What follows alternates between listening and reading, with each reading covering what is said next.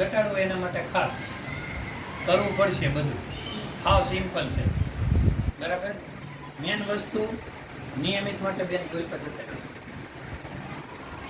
આ પગે અથવા તો સીધે સીધો જેમ કરવો હોય જેટલો થાય એટલો લઈ લે, બરાબર.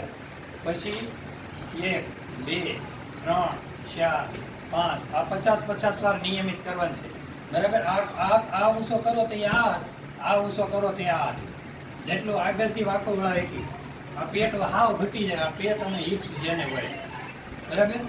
બીજા તો બહુ બધા છે પણ અહીંયા જગ્યા ઘટે. આપણે ભાગ એવું છે વાહ પંખો બંધ કરીને પંખો બંધ કરીને કરવાની કસરત છે બધી.